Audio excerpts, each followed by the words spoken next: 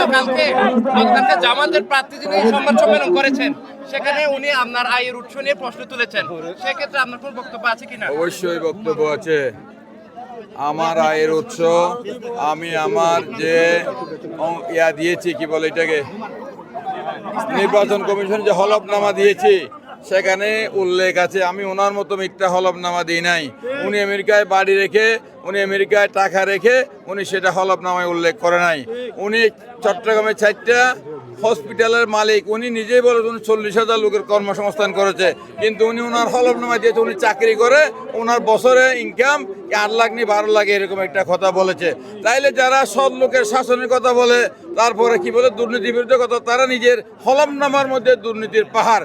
কাজে আমি কিছু বলতে চাই না, আমি মনে করি বলতে চাই না। তবে তিনি যেটা বলেছেন এটা ব্যক্তিগত আক্রমণ, এটা মনে করেন কোনোভাবে রাজনীতির, এটা ওনার রাজনীতির অনভিজ্ঞতা অপরিপক্কতার কারণ উনি সেটা বলেছে।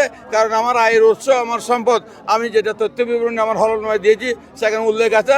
আমি 35 বছর ধরে বাংলাদেশ সরকারের একজন ইনকাম ট্যাক্স পেয়ী ব্যবসায়ী। কাজে আমার ওইটা উনি আয়ের উৎস জানতে চাওয়া বলা মানে এটা ওনার অপরিপক্কতা, রাজনৈতিক জ্ঞান নাই। আর উনি নিজেকে যেভাবে কি বলেছেন, এই ব্রেইন মানে কি বলেছেন যে মানে না খুব ব্রেইনই রাজনীতির গুণগত পরিবর্তন, ওনার কি ব্রেইন আছে এটা ওনার কথা শুনলেই বোঝা যায়। উনি ওই ফ্লাইওভারের কথা বলতে কি এক্সপ্রেসওয়ে বলছে, অনেক কথা বলছে উনি।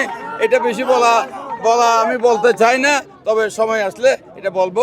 ওনার সকল ডকুমেন্ট আমাদের কাছে আছে।